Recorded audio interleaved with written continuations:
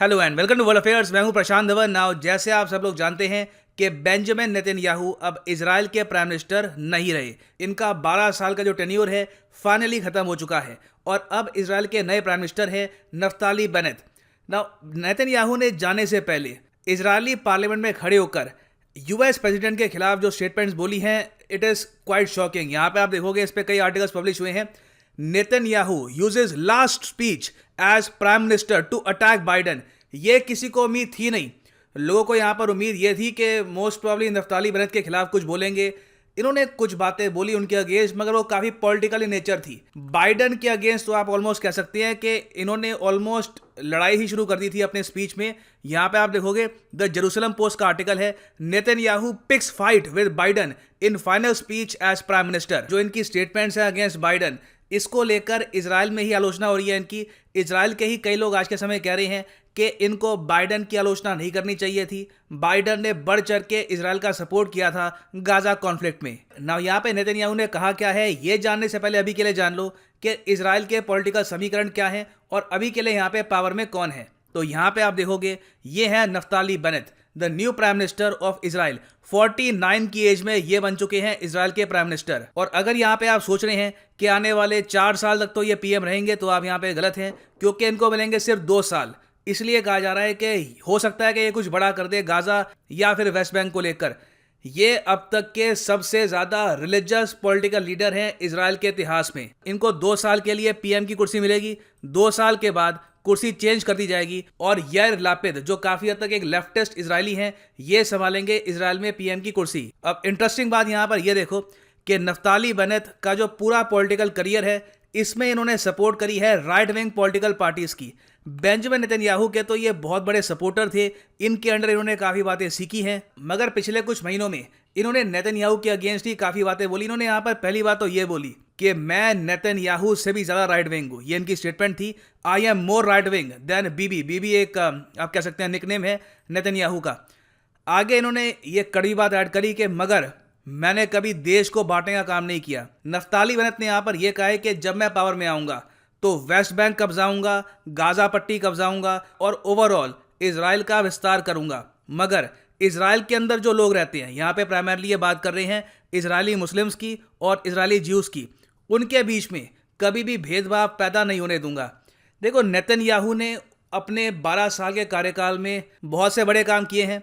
India के साथ relations improve करना, इतिहास में पहली बार इंडियन पीएम को इजराइल में बुलाना, इजराइल को एक बहुत ही बड़ा डिफेंस का एक्सपोर्टर बनाना, ये सब काम नेतन्याहू ने किए हैं। मगर इन पर एक आरोप इजराइल का मीडिया ही लगाता है कि ये वो शख्स हैं जिन्होंने इजराइल को ही बांट दिया। माना यह जाता है कि काफ़ी बार इन्होंने इलेक्शन जीतने के लिए इजराइल में जो कम्युनिटीज़ हैं, मुस्लिम्स और ज्यूज, उनके बीच में इलेक्शन से पहले काफ़ी भेदभाव पैदा कर दिए थे ताकि इनको इलेक्शन में कुछ एडवांटेज मिल जाए। तो इसलिए नफ्ताली बेनेट यहाँ पर यह कह रहे हैं कि मैं इनसे ज़्यादा राइट विंग बन के दिखाऊंगा, आपको अपनी पॉलिसी से दिखाऊंगा कि आई am more right wing than him, मगर मैं देश को इंटरनली कभी बांटने का काम नहीं करूंगा।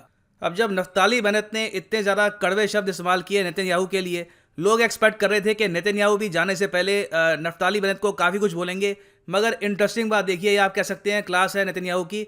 इन्होंने पर्सनली नफ्ताली बेनेट को कुछ कहा नहीं, उनकी पॉलिटिकल पार्टी के बारे में काफ़ी बातें उन्होंने बोली। और यहाँ पर आप देख पाओगे, ये सीन है इजराइल के पार्लियामेंट को कहा जाता है नेसेट। जिस तरीके से जापान का पार्लियामेंट है डाइट, इनके पार्लियामेंट का नाम है नेसेट। और यहाँ पे आप देख पाओगे पीछे बेनेट की पार्टी सेलिब्रेट कर रही है, आपस में लोग हाथ मिला रहे हैं और दे आर रियली सेलिब्रेटिंग कि नफ्ताली बेनेट पहली बार अपनी लाइफ में पीएम बनेंगे। मगर नेतन्याहू का जब टाइम आया स्पीच देने का, तो इन्होंने जो बाइडन के बारे में बहुत ज़्यादा, मैं कहूँगा, कड़ी लैंग्वेज इस्तेमाल करी है और वेरियस तरीके से उन पे आरोप लगाया है। नेतन्याहू को देखो, यहाँ पे पहली बात तो टाइम दिया गया था 15 मिनट। इन्होंने यहाँ पे जो भी वहाँ पे पार्लियामेंट की अथॉरिटीज़ हैं, इन्होंने ये कहा कि फेयरवेल स्पीच है आपका, सबको गुड बाय कह दीजिए, 15 मिनट है आपके पास। इन्होंने 30 मिनट तक लगातार स्पीच दिया। कई बार लोग यहाँ पे इनके पास आए, बोले कि बस काफ़ी हो गया है। इन्होंने रिजेक्ट कर दिया उन सब लोगों को और लगातार बोलते गए। इन्होंने यहाँ पर यह कहा कि जो बाइडन ने काफ़ी बार इनको ये कहा कि ईरान के साथ जो आपके डिसएग्रीमेंट्स हैं, जो आपके डर है ईरान के न्यूक्लियर बम को लेकर, उसके बारे में बिल्कुल चुप रहिए, इसके बारे में कुछ ओपनली बात मत करिए। इन्होंने यहाँ पर यह कहा है कि बाइडन को भी पता है कि ईरान अटैक कर सकता है इजराइल पर, मगर ये कहते हैं ये बात कभी भी ओपन मत कर देना, इसको बस प्राइवेटली हम आपस में डिस्कस करेंगे।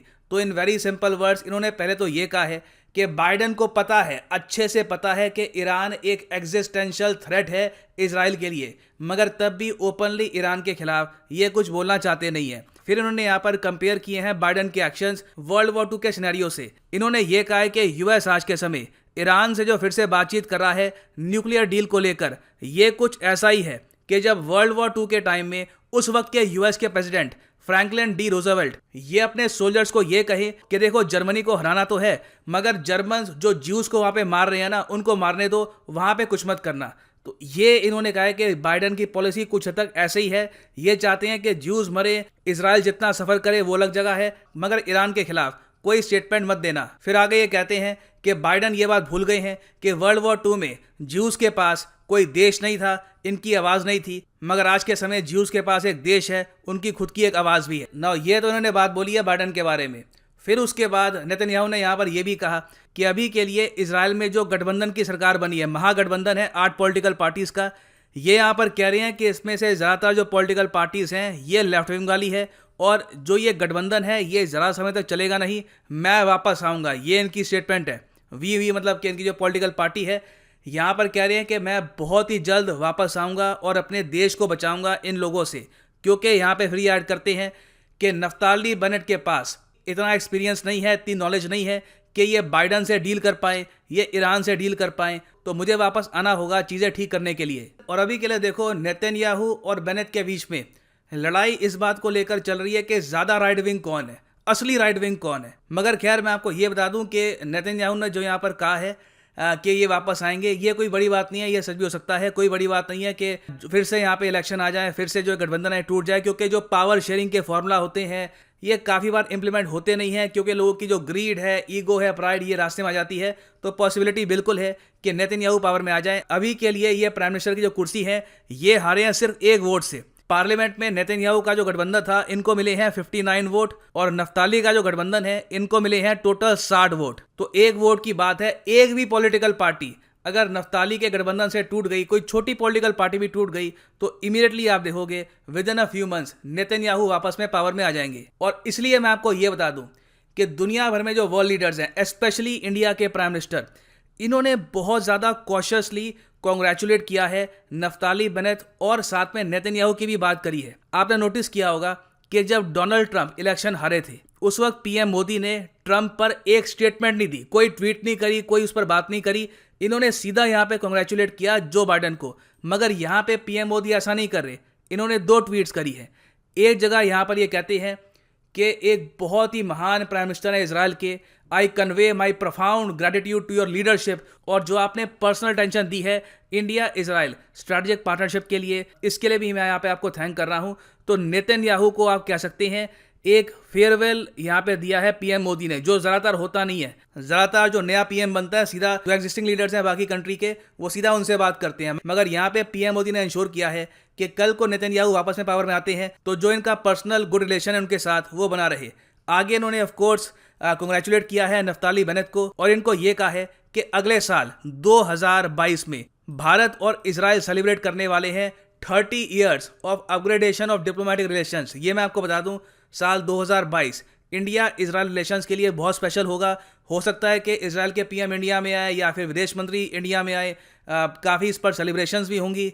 तो ये यहाँ पर कह रहे हैं कि मैं बिल्कुल चाहूँगा कि आपके अंडर भी इंडिया और इजराइल के रिलेशंस मजबूत बनते रहें ना। इंडिया की वैसे अगर हम बात करें तो देखो नफ्ताली बेनेट 2 साल के लिए पीएम रहेंगे। 2 साल के अंदर अंदर कुछ ज़्यादा इनका इम्पैक्ट होगा नहीं कि इंडिया की तरफ जो फॉरेन पॉलिसी है इसको चेंज कर दे। इजराइल की पॉलिसी भारत के प्रति काफ़ी हद तक सेम ही रहेगी। मगर देखना यहाँ पर यह होगा कि नेतन्याहू जब वापस पावर में आते हैं तो इनकी इक्वेशन जो बाइडन के साथ कैसे रहेगी ना। फाइनली आप एक क्वेश्चन मुझसे ज़रूर पूछेंगे कि नेतन्याहू ने बाइडन के अगेंस्ट ये सब स्टेटमेंट्स दी क्यों। देखो ये बात जियो पॉलिटिक्स के फॉलोअर्स को काफ़ी लंबे समय से पता है कि नेतन्याहू, जो बाइडन और इवन कुछ हद तक बराक ओबामा और जो बाइडन दोनों नेतन्याहू को पसंद नहीं करते।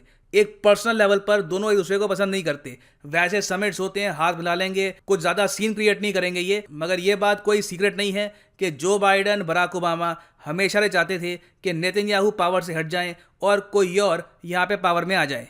तो शायद ये बात नेतन्याहू को पता है और इसीलिए इन्होंने यहाँ पर जाने से पहले बढ़ चढ़ के आरोप लगाए हैं जो बाइडेन पर। और फाइनली यहाँ पर मैं ऐड कर दूं कि आज के समय अनअकैडमी का एक बहुत ही स्पेशल ऑफर चल रहा है यूपीएससी कोर्स को लेकर, जो आइकॉनिक सब्सक्रिप्शन है। यहाँ पे आपको बहुत सारे एडिशनल आइटम्स मिलेंगे। सिंपली यहाँ पे जो कमेंट सेक्शन है ना वीडियो का, वहाँ पे जाना, लिखा होगा यूपीएससी सीएससी आइकॉनिक, इस लिंक पे क्लिक कर लो और ये आपके सामने खुलेगा पेज। यहाँ पर लिखा हुआ है कि एक कंप्लीट पैकेज में अनअकैडमी यूपीएससी प्रीलिम्स, मेंस और ऑप्शनल की तैयारी करा देगा।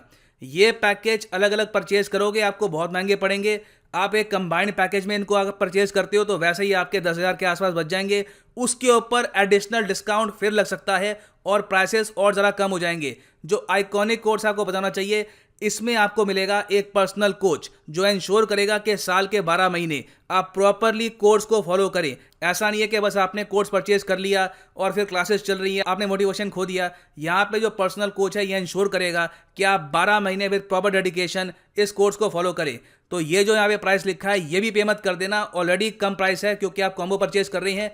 इस पर भी डिस्काउंट लगेगा and the prices will fall even more. Use करो यहाँ पे promo code PD10 and save money.